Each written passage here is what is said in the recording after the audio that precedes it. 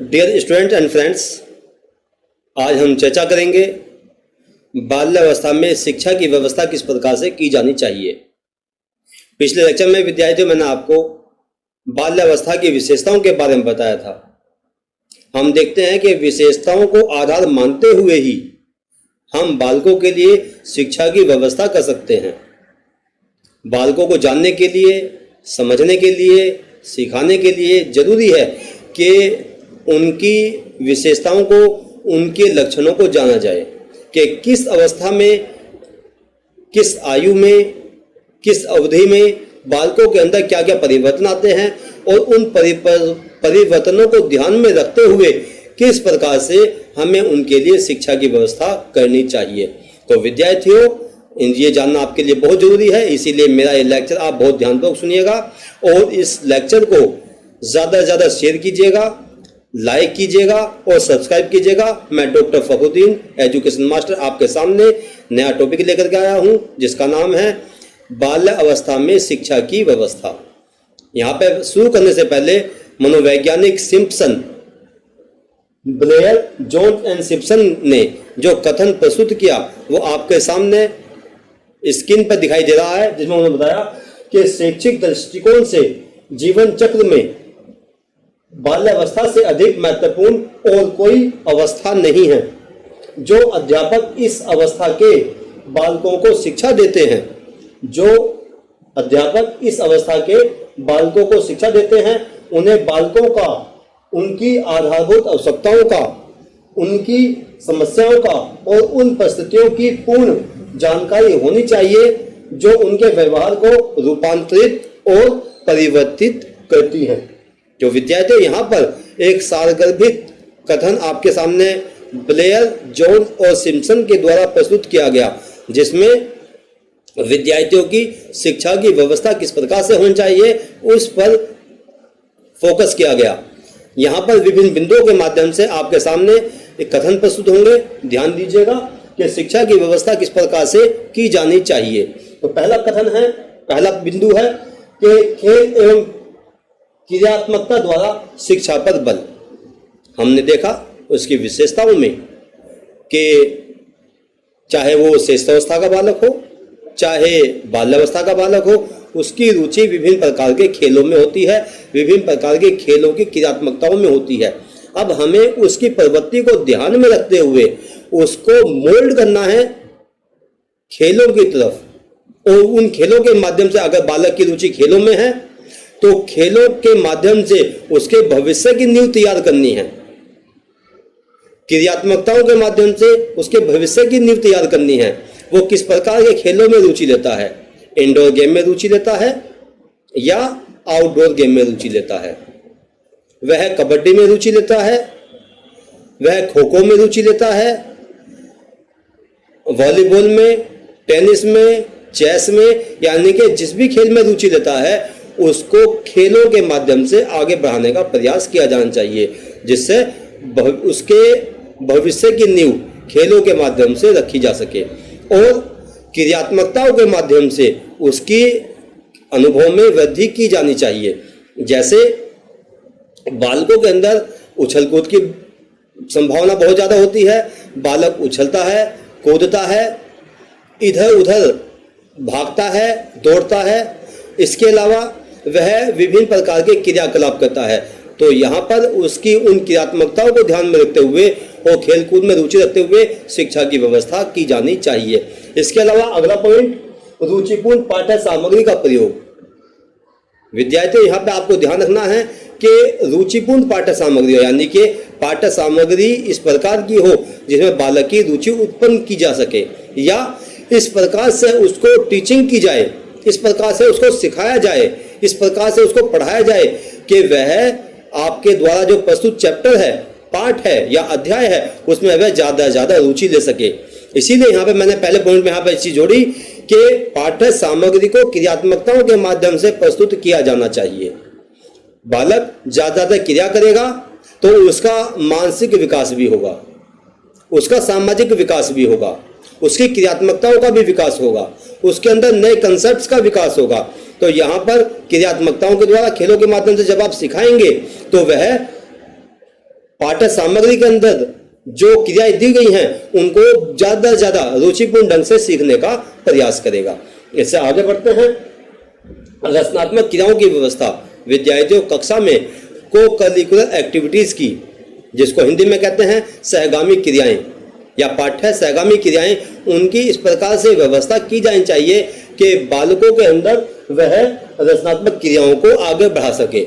जैसे आर्ट का कार्य है, क्राफ्ट का कार्य है, रंगोली बनाना है, रॉ मटेरियल के माध्यम से नई ये मूर्त वस्तु का निर्माण करना है, नई वस्तु का निर्माण करना है। और हमने देखा कि डीएलएड के विद्यार्थी और बीएड के विद्यार्थी इन रचनात्मकताओं के माध्यम से अपनी बहिर्मुखी प्रतिभाओं का बहुत ज़्यादा प्रकटन करते हैं, उनको अभिव्यक्त करते हैं और इस प्रकार की सामग्री बनाते हैं कि जो बहुत ज़्यादा क्रिएटिव होती है और इस प्रकार की होती है कि जब बच्चों के सामने वो प्रस्तुत की जाती है, प्राइमरी स्कूल के विद्यार्थियों के सामने जब वो प्रस्तुत की जाती है तो बच्चे, छोटे छोटे बच्चे बड़े उत्साहपूर्ण ढंग से उन क्रियाओं को सीखने का प्रयास करते हैं। हमारी कक्षाओं के जो डीएलएड के और बीएड के विद्यार्थी हैं, इस प्रकार की सामग्री बना करके जब वह विद्यालयों में ले जाते हैं तो छोटे छोटे बच्चे बड़े खुश होकर के उन सामग्री को देखते हैं, लेते हैं और कई स्कूलों में तो वहाँ के जो अध्यापक गण होते हैं उस सामग्री को अपने स्कूल में ही रख लेते हैं, जिससे वो आने वाले बच्चों को ज्यादा अट्रैक्ट कर सके। तो विद्यार्थियों जो रचनात्मकताएं होती हैं उनको ज्यादा आगे बढ़ाने का प्रयास किया जाना चाहिए और ये सारा काम शिक्षकों का ही होता है। जब तक शिक्षक सही ढंग से अपने विद्यार्थियों को गाइड नहीं करेगा, उनको दिशा निर्देशन नहीं देगा, जब तक विद्यार्थियों की उन प्रतिभाओं को बाहर नहीं निकाला जा सकता। तो जरूरी है कि उनकी स्वतंत्र अभिव्यक्ति और स्वतंत्र चिंतन की उनके अवसर प्रदान किए जाने चाहिए, जिससे वह अपनी रचनात्मकताओं का ज्यादा जो मैनिफेस्टेशन है वो कर सके, उनको अभिव्यक्त कर सके। आगे देखते हैं वस्तु संचय की प्रवृत्ति को प्रोत्साहन। पिछले लेक्चर में हमने सुना कि बच्चों के अंदर जो बाल्यावस्था के बच्चे होते हैं, बालक होते हैं, उनके अंदर वस्तुओं को संग्रह करने की प्रवृत्ति होती है, वस्तुओं को संग्रह करते हैं। यहाँ पर उस संग्रह की प्रवृत्ति को आप उसकी क्रियात्मकता में परिवर्तित कर सकते हैं, क्रिएटिविटी में परिवर्तित कर सकते हैं। जैसे किताबों के अंदर चित्र आते हैं, अखबारों के अंदर कहानियाँ आती हैं, प्रेरक प्रसंग आते हैं, जो महापुरुष होते हैं, उपदेशक हैं, शिक्षा शास्त्री हैं, उनके कोटेशन आती हैं, उन कोटेशन को लिखवा सकते हैं, छोटे छोटे प्रेरक प्रसंग को लिखवा सकते हैं, कोटेशन बनवा सकते हैं उनसे, आप उनको दीवारों पर भी लिखवा सकते हैं, उनका एक फ्रेम बनवा करके दीवार पर लगवा भी सकते हैं, प्रतिदिन कोटेशन को कक्षा में बुलवा सकते हैं। यानी कि कई तरह से आप उन क्रियाओं को आगे बढ़ाने का प्रयास कर सकते हैं। तो यहाँ पर संग्रह के माध्यम से, यानी कि जो महत्वपूर्ण चीजें हैं उनकी संग्रह की प्रवृत्ति को आगे बढ़ाने का प्रयास किया जाना चाहिए, जिससे वह नई नई क्रियाओं के बारे में सीख सकें। इसके अलावा अगले बिंदु की तरफ को चलते हैं, यह है सामाजिक गुणों के विकास पर बल। यह स्वाभाविक है कि बालक का सामाजिक विकास होगा। ऐसा नहीं है कि उसको आप एक तरफ रख दें, एक रूम में बंद कर दें, सामाजिक विकास नहीं होगा। कुछ संभावना इतनी जरूर हो सकती है कि अगर बच्चा अकेला रहे तो पूर्ण रूप से, खासतौर जो अंतर्मुखी बच्चे होते हैं उनकी सामाजिकता का सामाजिकरण नहीं हो पाता, उनका सामाजिक विकास नहीं हो पाता या कम होता है। लेकिन ऐसा नहीं है कि बिल्कुल भी सामाजिक विकास ना हो। तो यहाँ पर जो बालकों का सामाजिक विकास होता है उस विकास को यहाँ पर और अधिक आगे बढ़ाने की क्रिया संपादित की जानी चाहिए। जैसे स्काउट कैंप का आयोजन करना, एनसीसी का आयोजन करना, एनएसएस का आयोजन करना, या विद्यालय में प्रतियोगिताओं का आयोजन करना, वाद प्रतियोगिताएं हैं उनका आयोजन करना। उससे बालक के अंदर सामाजिकताओं का भी विकास होगा और साथ साथ मानसिक क्रियाओं का भी विकास होगा और अपने संवेगों पर उसको नियंत्रण करना भी आएगा। तो विद्यार्थी यहाँ पर ये जानना जरूरी है, क्योंकि सारे कंसेप्ट आपस में एक दूसरे काफी हद तक मिलते जुलते हैं। तो यहाँ पर आपको ये समझना है कि विद्यार्थियों के अंदर जो सामाजिकताएं होती हैं उनको आप किस प्रकार से आगे बढ़ा सकते हैं।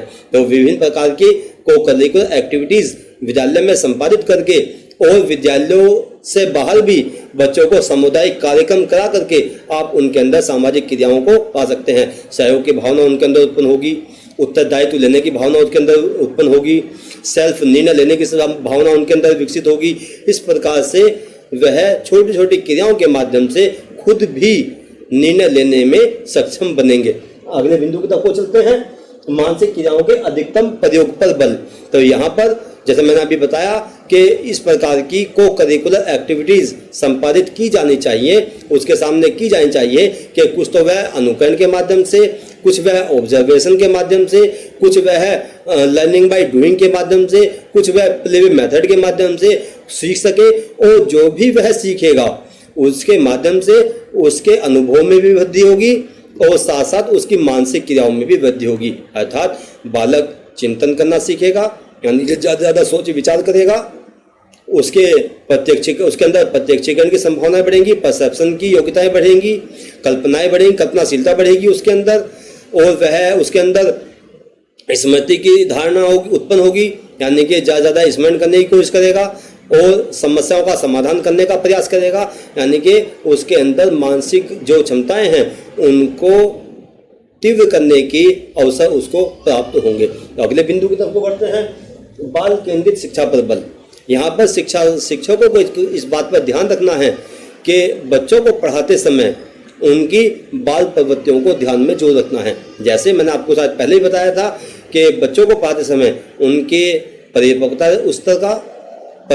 स्तर का, उनके मानसिक स्तर का और साथ साथ उनके आयु स्तर का आपको ध्यान रखना है, और मनोवैज्ञानिक प्रवृत्तियों का सहारा लेते हुए बाल केंद्रित शिक्षा उनको देनी है। जिस प्रकार से पेस्टोलॉजी, जिस प्रकार से फ्रोबेल, रूसो ने विभिन्न कथनों के माध्यम से स्पष्ट किया कि बालक जो है एक पौधे के समान है, एक पुष्प के समान है, कोमल होता है, उसको जैसे आप सेव करने की कोशिश करेंगे उसी प्रकार से उसका व्यवहार परिमार्जित होता चला जाएगा। ये शिक्षकों के हाथ में है कि वह किस रूप में उसको परिमार्जित करना चाहे या उसको कौन सा रूप देना चाहे। वह उसको उसकी प्रतिभाओं को आगे बढ़ा भी सकता है और उसकी प्रतिभाओं को रिमूव या खत्म भी करने का प्रयास कर सकता है। ये सब शिक्षकों के हाथ में है। इसीलिए जरूरी है कि बाल मनोविज्ञान का ध्यान रखते हुए, बाल प्रवृत्तियों का ध्यान रखते हुए उसको बाल केंद्रित शिक्षा की तरफ को ले जाना है, उसकी प्रवृत्तियों को ध्यान रखना है। आगे बढ़ते हैं, जिज्ञासा एवं एकाग्रता के विकास पर बल। उसकी जिज्ञासा को भी ध्यान रखना है और उसके एकाग्रता को बढ़ाने का भी आपको प्रयास करना है, यानी कि इस प्रकार की क्रियाएं, इस प्रकार की एक्टिविटीज़ उसके सामने करनी है जिससे उसके अंदर क्रियात्मकताएं बढ़ सके, उसकी कंसंट्रेशन उसके अंदर विकसित हो सके और ज़्यादा जिज्ञासाएं उसके मन में उत्पन्न हो। खासतौर से जब कक्षाओं में बच्चों को स्वतंत्र चिंतन करने के अवसर प्रदान किए जाते हैं और साथ साथ बालक को प्रश्न पूछने के अवसर प्रदान किए जाते हैं, जब हम उसको चार्ट दिखाते हैं, कोई मॉडल दिखाते हैं, तो वो उत्साहपूर्वक विभिन्न प्रकार के प्रश्न शिक्षकों से करता है। तो शिक्षकों को चाहिए कि उस समय पर बालक के प्रश्नों का बिल्कुल सही आंसर दे, सटीक उत्तर दे, जिससे वह संतुष्ट हो जाए। अगर वह संतुष्ट हो जाता है तो उसके अंदर प्रश्न पूछने की प्रवृत्ति और आगे बढ़ेगी, जिज्ञासा की प्रवृत्ति आगे बढ़ेगी, उसके अंदर कंसंट्रेशन की पावर बढ़ेगी। अगर आपने उसकी प्रवृत्ति को वहीं खत्म कर दिया तो वह आगे प्रश्न पूछने की या आपसे कोई बात करने की हिम्मत जुटा नहीं पाएगा। इसलिए जरूरी है कि उसको ज़्यादा प्रश्न पूछने के अवसर प्रदान किए जाएं। आगे बढ़ते हैं अगले बिंदु की तरफ, नैतिक शिक्षा पर बल। विद्यार्थियों, ये आज के समय में बहुत ज़्यादा जरूरी है। जिस प्रकार का आज के समय में माहौल चल रहा है तो जरूरी है कि बालकों की नैतिक शिक्षा पर बल दिया जाए। हालांकि हमारे पाठ्यक्रम में विभिन्न प्रकार की कहानियों के माध्यम से, इंग्लिश में पोएम के माध्यम से और हिंदी में कविताओं के माध्यम से और छोटे छोटे प्रेरक प्रसंगों के माध्यम से, सामाजिक अध्ययन की किताबों में ये कथन इस प्रकार के दिए हुए हैं, कहानियाँ दी हुई हैं, जिससे बालकों के अंदर नैतिकता का विकास हो, सामाजिकता का विकास हो, अच्छे बुरे की पहचान हो, सही और गलत को जान सके। बालकों के अंदर ये चीज़ें परिवार से भी मिलती हैं और साथ साथ वह विद्यालयों में भी सीखता है, समाज में भी सीखता है। तो जरूरी है कि नैतिक ज्ञान की तरफ को बालकों को लगाया जाए। परिवार के संस्कार सिखाए जाएं, नियम सिखाए जाएं, रीति रिवाज सिखाए जाएं, परंपराएं सिखाई जाएं, ठीक है, और साथ साथ उसको आगे बढ़ने के अवसर प्रदान किए जाएं। आगे बढ़ते हैं, पाठ्यसहगामी क्रियाओं पर बल। जैसा कि मैंने पहले ही प्रस्तुत किया था, ये बिंदु दोबारा यहाँ पर आया है कि बालकों को पाठ्यसहगामी क्रियाओं की तरफ को लगाने पर बल दिया जाना चाहिए। पाठ्यक्रम के अंदर जो विभिन्न प्रकार के क्रियाकलाप दिए हुए हैं, जो व्यवहारिक जानकारी दी हुई हैं, वास्तविक जानकारी दी हुई हैं, उन जानकारियों को उसके समक्ष रखना और प्रस्तुत करना अनिवार्य है। अगर आप उसको कुछ सिखाना चाहते हैं तो जरूरी है कि आप व्यवहारिक रूप से उसको सिखाने का प्रयास करें, स्वयं करके दिखाने का प्रयास करें। आगे बढ़ते हैं।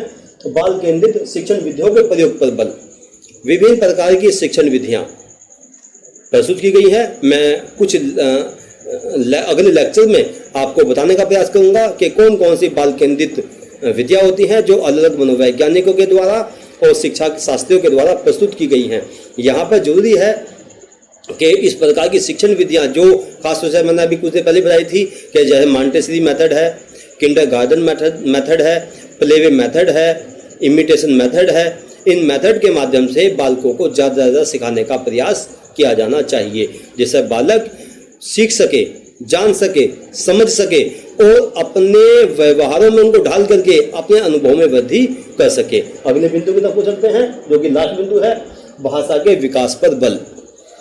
प्रारंभिक बाल्यावस्था से लेकर के और उत्तर बाल्यावस्था और उसके अंत तक आते आते बालकों के अंदर भाषाओं का तेजी से विकास होता है। बालक केवल अपनी देवनागरी हिंदी को ही नहीं सीखता, बल्कि पाठ्य पुस्तकों में या कोर्स में जो किताबें लगी हुई हैं, चाहे वो इंग्लिश की हो, उर्दू की हो, या अलग अलग क्षेत्र वाइज पंजाबी कोई भाषा हो, या मराठी की हो, या तेलुगु हो, मलयालम हो, उड़िया हो, या रशियन लैंग्वेज जैसा कि आज के समय में CBSE स्कूलों में चलती है वो हो, इटालियन लैंग्वेज हो, फ्रेंच हो, अमेरिकन हो, किसी प्रकार की कोई भाषा हो, बालकों को सिखाने पर बल दिया जाना चाहिए। और आपको बता दूं, ये बहुत महत्वपूर्ण बात है और पहले चीज़ मानी भी जाती थी कि केवल 2 ही विषय ये मान जाते थे कि जो बालकों की मानसिक क्रियाओं को आगे बढ़ाने में सहायक होते थे, यानी कि उनके ब्रेन को शार्प करने में सहायक थे। एक तो तर्कशास्त्र का ज्ञान, लॉजिकल रीजनिंग, और दूसरा भाषाओं का ज्ञान। ये 2 चीज़ ऐसे विषय थे जो बालकों के मानसिक क्षमताओं को, उनकी स्मरण शक्ति को बढ़ाने का प्रयास करते थे। आज भी इस बात पर ज़्यादा बल दिया जाता है कि बालकों को भाषाओं का ज्ञान कराया जाए। बालक केवल एक ही भाषा ना सीखे, बल्कि 2-3 भाषाएं सीख करके अपने आप को आगे बढ़ाने का प्रयास करें। और ये भाषाएं जानना इसलिए भी जरूरी है क्योंकि आज का समय जो कि नई तकनीक का समय है, ग्लोबलाइजेशन का समय है, आज विश्व जो है एक गांव के समान हो गया है, एक दूसरे के नज़दीक आ गया है, और जो सीखा हुआ ज्ञान है वो कभी ख़त्म नहीं होता। जो भाषा सीख ली जाती है वो उसके अंदर बस जाती है, बालक अच्छी तरह उसको याद रखता है, और जब कहीं उसको सर्विस करने का मौका मिलता है तो उस भाषा से वो लाभ भी उठाता है। चाहे वो फ्रेंच हो, चाहे वो इटालियन हो, चाहे वो रशियन हो, चाहे वो जापानीज़ हो, चाहे वो चाइनीज़ हो, इन सब भाषाओं को सीख करके वह अपने आप को आगे बढ़ाने का प्रयास करता है। तो यहाँ पर केवल एक ही भाषा का ज्ञान न दे करके अलग भाषाओं का ज्ञान बालकों को कराना चाहिए। यहाँ पे मेरा मंतव्य कहने का ये था कि भाषा के विकास पर बल दिया जाए, जो उसकी मातृभाषा है उस पर ज़्यादा बल दिया जाए, और यहाँ पे बालक जो है विभिन्न शब्दावलियों को ज़्यादा सीखने का प्रयास करता है। इस प्रकार के उसको अवसर भी प्रदान किए जाए, और ये सारे क्रियाकलाप एक शिक्षक के कंधों पर निर्भर करते हैं। शिक्षक जो कि राष्ट्र का निर्माता कहलाता है, समाज का अभिभावक कहलाता है, बच्चों का माता पिता कहलाता है। जरूरी है कि वह विभिन्न प्रकार की मनोवैज्ञानिक अवधारणाओं को ध्यान में रखते हुए विभिन्न उपदेशकों के, शिक्षा शास्त्रियों के, मनोवैज्ञानिकों के जो जीवनचर्या है उनको भी, और साथ साथ जो उन्होंने काम किया उनको ध्यान में रखते हुए बालकों के लिए उत्तम शिक्षा की व्यवस्था करने का प्रयास करें, जिससे भारत, हमारा देश आगे बढ़ सके। क्योंकि शिक्षा ही ऐसी नींव है या एक नींव तैयार करती है जिसके माध्यम से हम अपने समाज को, अपने राष्ट्र को आगे बढ़ा सकते हैं। इन्हीं शब्दों के साथ में मैं अपना आज लेक्चर पूरा करता हूँ। जय हिंद, जय भारत।